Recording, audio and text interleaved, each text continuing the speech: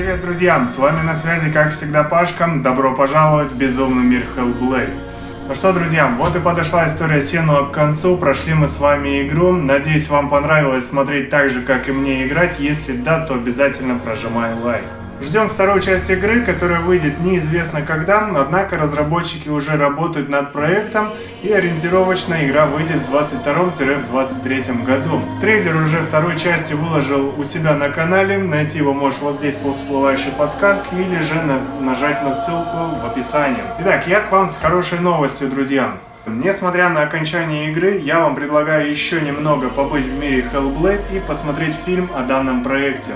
В фильме нам расскажут о том, как создавался проект, на что ориентировались разработчики, ну и соответственно вам покажут и расскажут некоторые нюансы и тонкости игры и сюжета. Поэтому в фильме тебя ждет много спойлеров, и если ты еще не смотрел прохождение сюжета, обязательно это сделай, дружище. Итак, приятного тебе просмотра, погнали!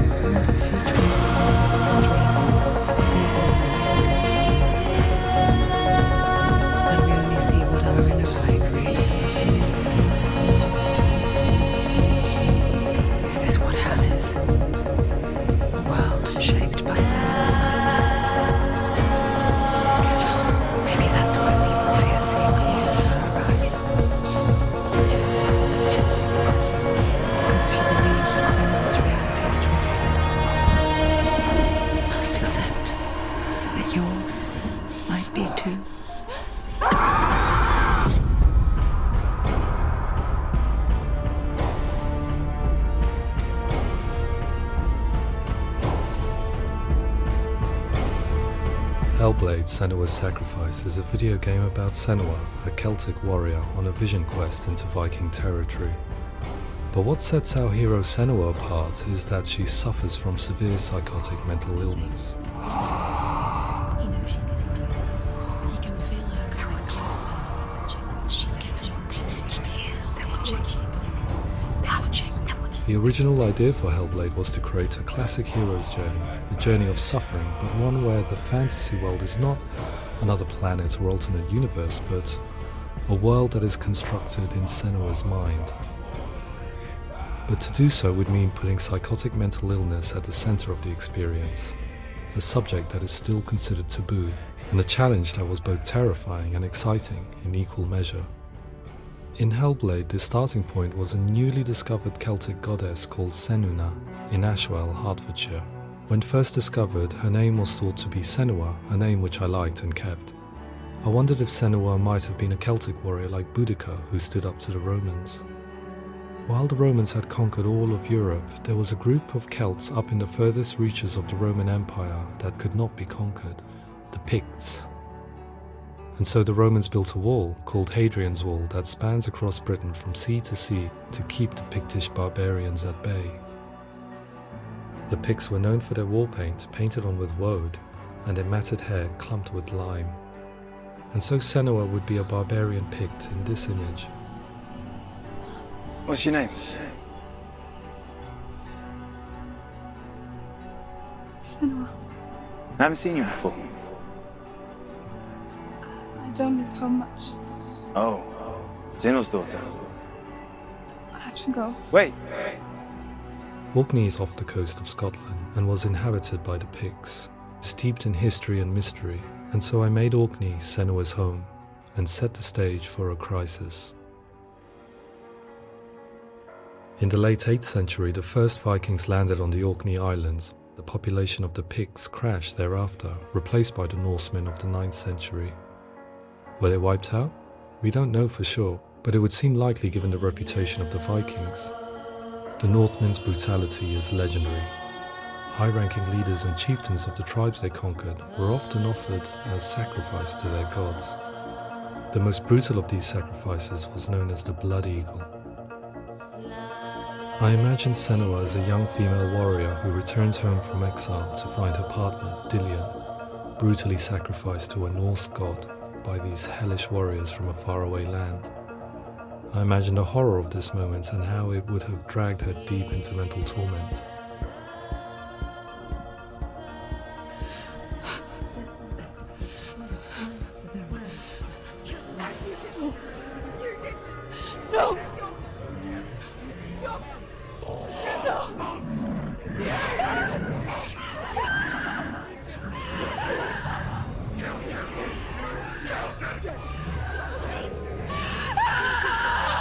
I came to learn that the Celts had a sophisticated and nuanced perspective on the nature of mental disorder. One term they used was Gelt. A Gelt is a man or woman who has been driven mad by a curse, battle trauma, or grief. The Gelt would take to a life in the woods in search of penance, punishment, and purgation. And so Senua became a Gelt, cursed by darkness, looking for redemption in the wilds. Another word the Celts used in reference to mental disorders was druth, meaning fool, or liar, one who utters the words of God. They tell of the mad sinner who flees battle into exile and takes on a beastly nature, growing feathers on his body. The character called Druth in Hellblade is based on a little-known person called Findan, an 8th century Irish Celt who was captured and enslaved by the Vikings, but eventually escaped to Orkney where he became a monk. I will tell you my stories of hell, if I may walk with you. Upon meeting Senua, it would be his stories that fuel her quest deep into their world of gods. The Northmen say the world will come to an end. The sun will grow black, the earth will sink into the sea, the stars will disappear, fire and water will meet, flames will play against the sky, the heavens and earth and all the world will be burned, all the gods will be dead, and the warriors of Valhalla and people everywhere. Senua, prepare yourself for Ragnarok, for it is nigh. So the stage was set for a new adventure, a journey into the Norse underworld called Hell, a vision quest fueled by madness and myth, a fantasy that was created by Senua's own mind, and one that we would experience through her eyes. This is your mission. This is your quest. There is nothing else left. To make a game about a warrior with psychotic mental illness as its central theme was fraught with danger. Mental illness, such as psychosis, is still taboo and rarely acknowledged in a century of cinema, never mind the new medium of games. Where it does feature, it often conflates psychosis and psychopathy associated with a lack of empathy. It is unfortunate that these two words sound so similar that they are used interchangeably in media. I must admit that I didn't have to look very far to discover my own ignorance of the subject. So we reached out to Paul Fletcher, psychiatrist and professor of health neuroscience at University of Cambridge. Psychosis is a descriptive term, and it refers to having a loss of contact with objective reality. So it's characterized by two main sets of symptoms. One of them is hallucinations, where somebody experiences perceptions when there is no actual objective thing out there to perceive. You're already dead. Who are you? And the other is delusions, where somebody comes to very often bizarre, unpleasant, frightening beliefs when there's no good evidence in favor of them. There's no doubt about it. The source of the darkness is in Helheim, and the goddess Hela holds his soul there. We reached out to Welcome, a biomedical research charity that spends billions on research and awareness programs aimed at improving health. Mental health hasn't always been presented in the media in a way that is particularly helpful. It can be challenging to engage people with the subject matter, and there are a lot of preconceived ideas about mental health, and particularly schizophrenia and psychosis. So we hope our support allows the team to continue to collaborate with Paul Fletcher and with those who have experience of psychosis to create a game that provides a fresh perspective on the condition and allows audiences to engage with it in a way that just wouldn't be possible in any other medium. What started out as a brief consultation convinced me that we were only scratching the surface of an immensely deep and interesting subject. that could enrich and change the very nature of the game. That's cool. Thanks so much for coming here. Pleasure. Thanks. It's really interesting for me. I'd love to be involved. I think it's fascinating. Our understanding of psychosis is still very much a mystery, and ways of treating it are still primitive compared to physical illness. After all, it is easy to see the pain and suffering caused by physical diseases or physical trauma. It is not so easy to see the mental suffering and trauma of severe mental illness. But what if we could find a way to see it? Games are capable of drawing you in for hours on end, playing the role of a character who is different from you, experiencing their perspective, and actively involving you in a world that functions with a different set of rules.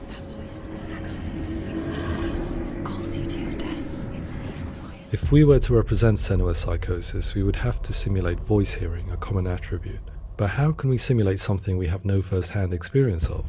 Professor Charles Fernyhough, a leading expert in voice hearing from Durham University, offered his help. Hearing voices is an experience that is usually associated with severe mental illness, and crucially we know that hearing voices is a part of ordinary life for many people who don't meet the criteria for mental illness. Yeah. Oh, that's not him in real life. We know voices vary according to where they appear in space. Voices can appear far away in the distance, they can appear right there in your ear, they can seem to be coming from inside your head. Based on the information Professor Fernyhough provided, I put together a sound brief and invited some actors to the studio. We recorded the actors using a binaural microphone, which records the 3D spatial position of sound, replicating the way sound is heard by human ears. It gives you an incredible sense that the person you are listening to is right there beside you. Can't see how she's going.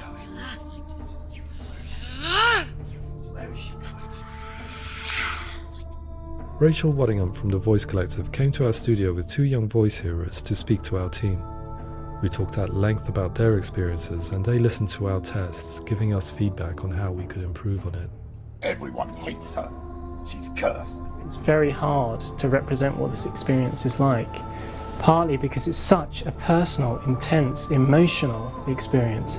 It's testament to how Ninja Theory have been listening to what the researchers are saying, but also crucially listening to the experts by experience. What they've come up with is so compelling. It's by far the best representation I've heard of what these experiences are like.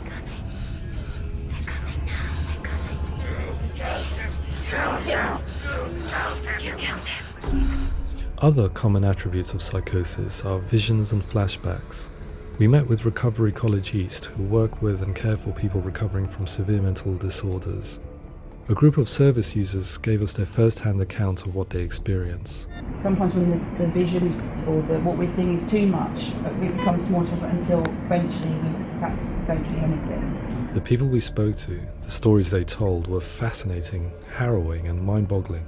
The reality of what people experienced was vivid, far exceeding what I could possibly have imagined. We went away itching to represent some of these visions and flashbacks in the game.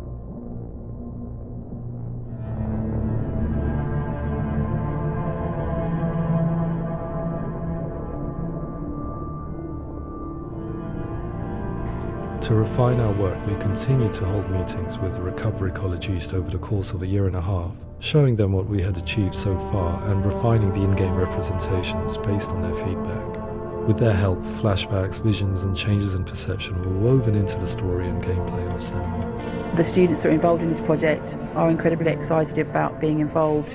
They have described the experience as being important because it values their lived experience and shows that despite what we have been through, all of that experience becomes valid, that actually it's something that we should all be talking about. The experiences described range from beautiful to frightening beyond comprehension. I heard of a girl who has to live with an angry voice screaming at her, slamming on her doors and walls 24 hours a day. I met someone who would often see hanging corpses in a room, so real that she would sometimes try to rescue them. The panic and fear that comes with such visions is entirely understandable, and it can be a living horror for some. Worthless, weak, pathetic. Go on, feel sorry for yourself, because there is no one left to do that for you. I was urged by one fellow that we should not shy away from showing this horror, and so I was perpetually torn in making Hellblade. Had we gone too far with our representations or not far enough? Broken and lost, just like your soul. Come on.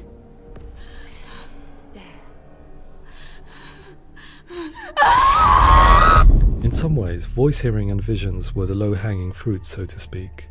There's another aspect of psychosis that is much harder to explain, but one that I think video games are uniquely able to represent, which are often called delusions. People begin to see patterns in the world. They begin to link things that most people wouldn't link. Most of the things that we might think would be coincidence or, not worth commenting on. Nevertheless, that might have a particular salience or importance for them. One individual described how everyday words, sounds, colours and objects were steeped in meaning to him, forming a strange and sinister puzzle that he was determined to solve but could not quite get to the bottom of. It's not just brain dysfunction. It's not like the system shut down. It's actually an incredibly creative process. The person creates a world populated with voices and phantasms and terrors, and they're completely immersed in it. They believe in it. We often invite people into the studio to play the game. In one of our playtests, they played through much of the game, making associations between runes, secret messages, and the threat of darkness that stalked them. There are many things that happen in the world of Hellblade that make perfect sense within the context of Senua's mind. The dark rot that's killing her slowly from within, the secret runes of the gods that block her path to Helheim, and strange associations that exist in the game to confuse you. To complete Senua's quest, you have to internalize and accept the logic and meaning behind these things to progress. Afterwards, they said that they didn't see much evidence of mental illness in the game. People with delusions of all sorts would argue the same thing, that they are not aware of their experience being abnormal in any way. I need this sword. It's important. Representing perception changes and thinking patterns within Hellblade gives us a set of symptoms common in psychosis. But people with lived experience were keen to emphasize another point, that it is wrong to define a person by their symptoms. Quite often, the illness comes not from the symptoms, but from the stigma, isolation and mistreatment that comes about from the rest of society. They say that I'm cursed. What if they're right?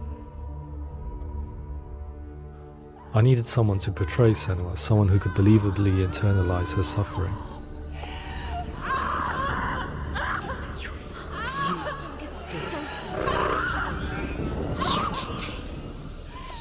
Melina Jurgens, our video editor, had been a stand-in for Senua over a few months while we perfected our motion capture techniques. Without realizing it, she had already auditioned for the role, and I knew her well enough to know that I didn't have to teach her to act, but to relive her own internal pain. As often is the case, those who have suffered mental anguish are never far from us.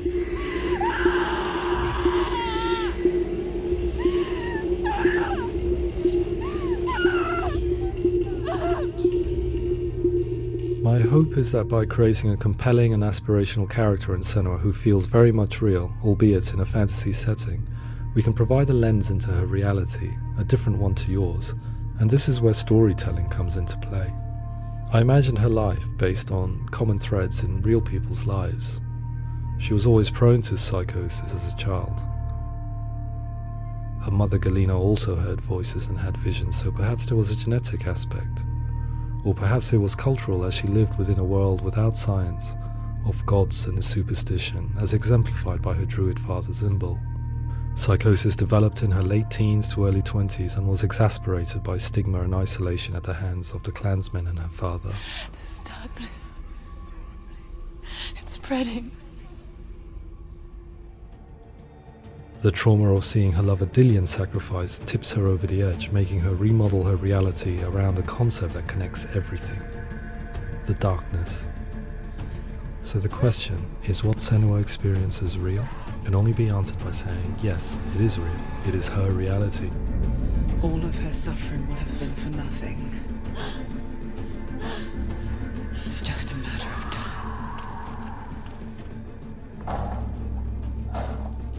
Towards the end of the project, service users and professionals that had collaborated with us were invited to see the near final game. It was a chance to see if the game had reflected their views or if it had misrepresented them. For me, being involved in especially developing Senua's character has been really important, and being able to bring in my perspective and what I see and what I hear, and having that built into the game has been a real privilege. It's gritty and it's meaty, and there are some tough subjects in there that are being tackled with honesty.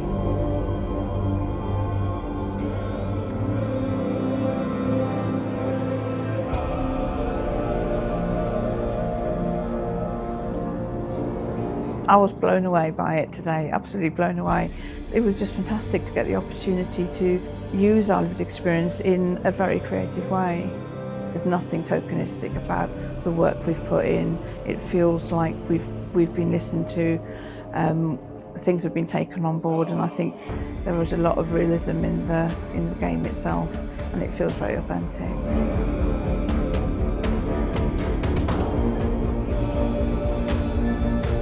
Hellblade will give people a good experience of what it's like to hear voices and have those experiences. I'm glad that the guys at Ninja Theory kind of asked us to come along and help them build an experience that's positive when it comes out, and get myself a copy and have a go.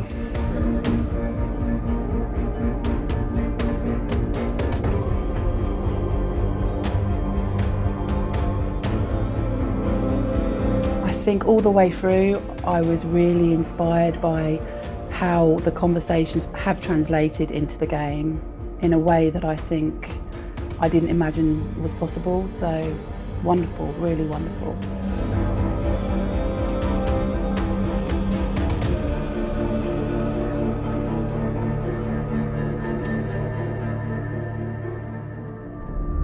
I really hope that others will follow the lead they've set and use the power of something like a video game to change people's perceptions, to increase understanding, and ultimately to make some of the stigma around voice hearing and other experiences go away.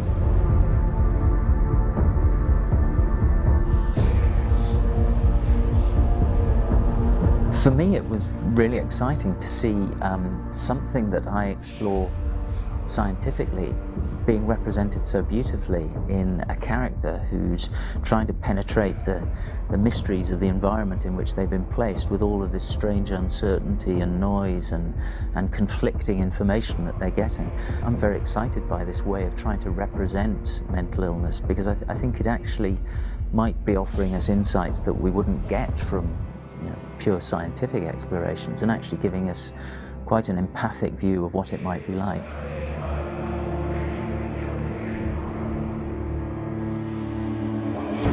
Mental illness has been with us for as long as we have been on this planet, but why?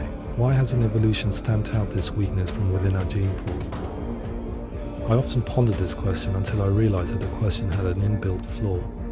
It assumes that being and thinking differently is a weakness. The only reason we have computers, spacecraft, medicine, poetry, art, and yes, even video games is because individuals are able to simulate new abstract realities in their minds and share them with the rest of us. We need people to be willing to see differently in order for us to progress and survive as society. And we need to be open to these new ways of seeing. And it is this spirit that motivated me to create Senua's story and share it with you.